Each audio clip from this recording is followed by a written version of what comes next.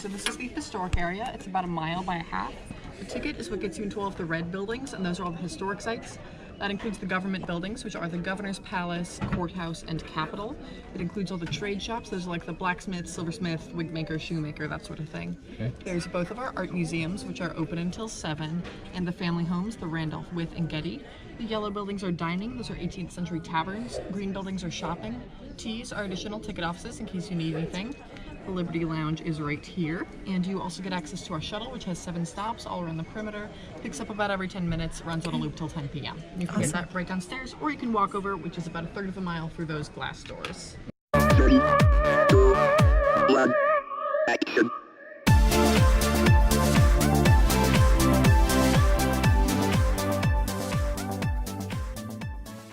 Good morning. We're at Colonial Williamsburg, and it has been go, go, go, go, go, go, go, go, go. I'm having one heck of a morning. But we're looking forward to a great day. We are. So we came in and bought our tickets as soon as they opened up, and we got our little badges right here. Because we're important. Because we're important. And now we're going to go to the Colonial Courthouse and get a welcome message and see what we want to do. And we're going to take a shuttle bus.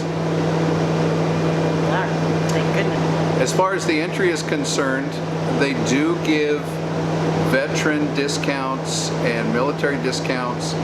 And I got, with my DD-214 form, I got a military discount, which was half off the regular price.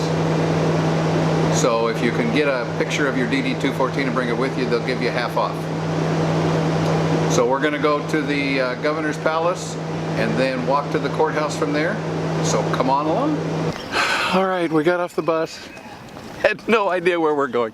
This place is huge. Glad they had a bus to take us. Yeah. It would have been a long walk. Ran into an interpreter who fortunately saw the puzzled look on our faces and said, "What can I help you with?" And she just kind of gave us an overview. There are 80 original buildings in the settlement, and the courthouse is one of them, and that's where we're going. And it's pretty cool. It's big. It's huge. Yeah. Overwhelming. In a good way. Yeah. So the courthouse, I think is this building right there. So we're here. So we have to go and jot just to Queen Street. And it's basically not.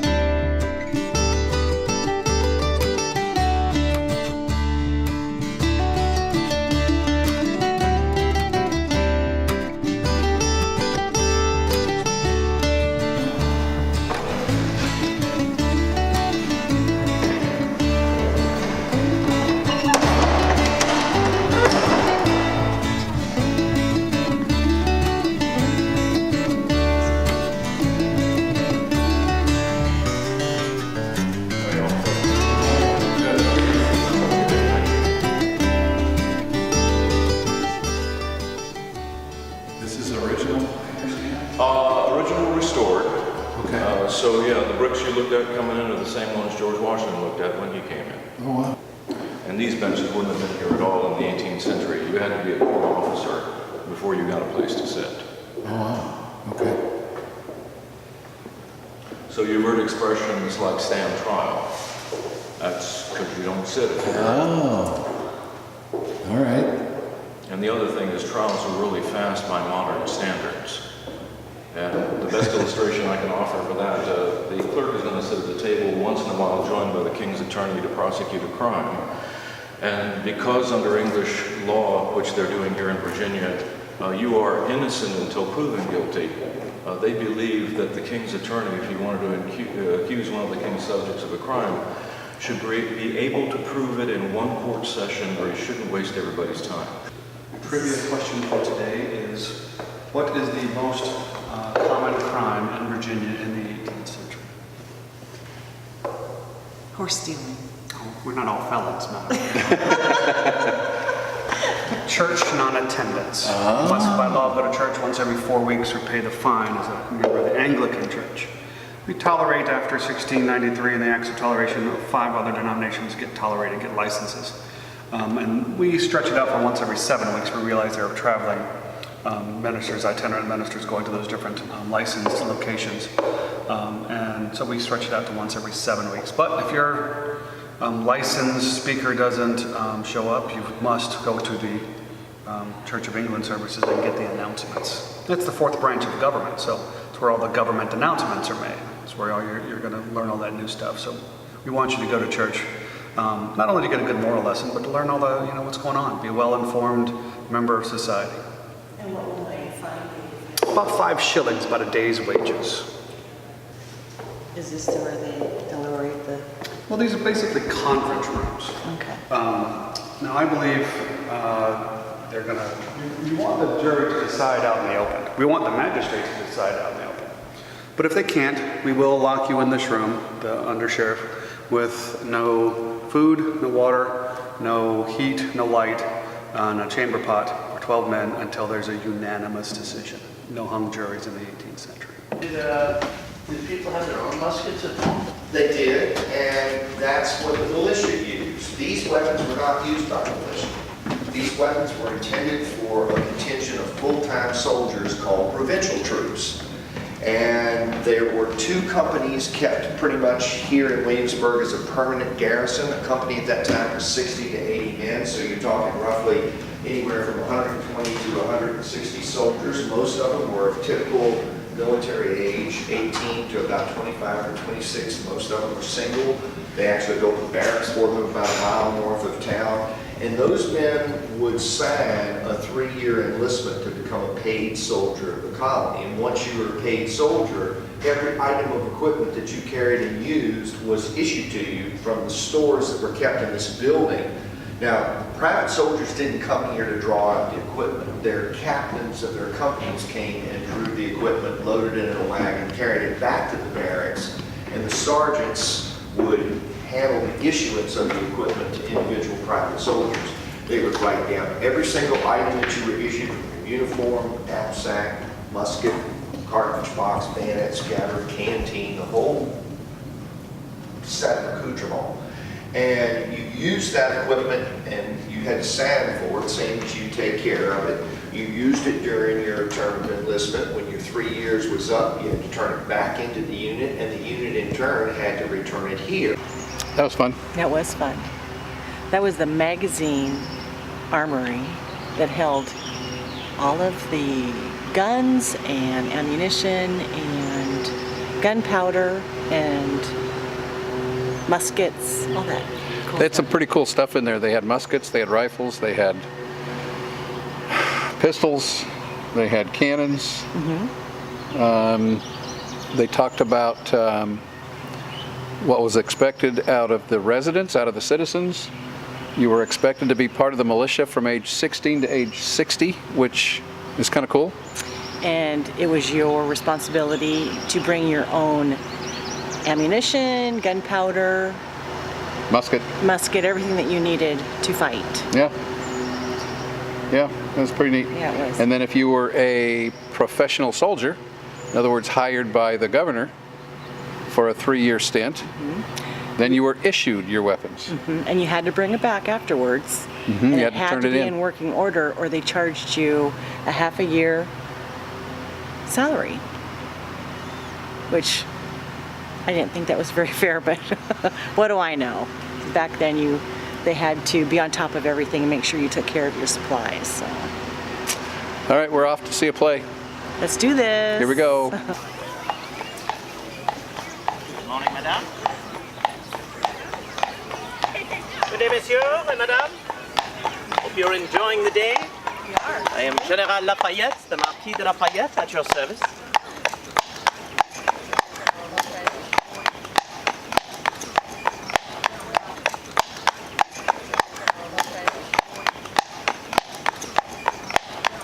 A recreation of the residential home of 7 British governors and 2 Commonwealth governors.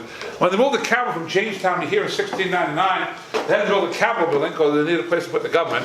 But when that was finished, they felt that proper residence should be built for the governor and his family. Now, what they intended it to be, and what it turned out to be, are two different things. Far more elaborate and expensive than anything they originally planned.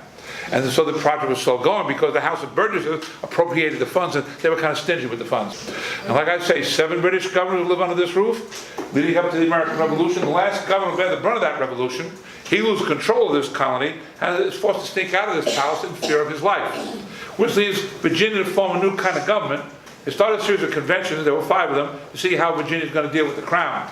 And they come up with a Declaration of Rights and a Constitution, which is a forerunner of our Bill of Rights and Constitution today. And they elect their first Commonwealth governor, the man who said, "Give me liberty or give me death." And because there's a term limit in the Constitution, he can only serve 3 consecutive 1-year terms.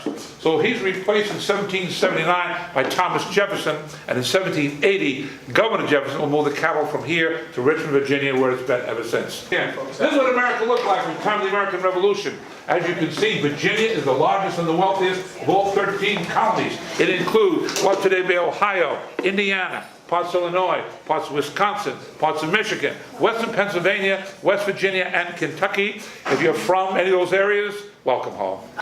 Now these 2 buildings here called advanced buildings, the servants that take care of Governor Dunmore and his family live here. He brought them over from England, and they live here and take care of the family inside. This is more official functions, licenses, record keeping. The governor wears many hats.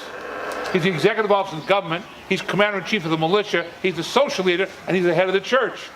As executive officer, he and the governor's council are the executive part of the government. They're the judges down in the high court, so they're also the judiciary. And the governor's council is the upper house of the legislature, and the governor either accepts or rejects all legislation brought before his desk. So there's no separation of powers here. And the governor and council have their hand in every part of this government. Come see the governor. You greet at the front door by a servant. If the governor doesn't want to see you, that's as far as you're going to get.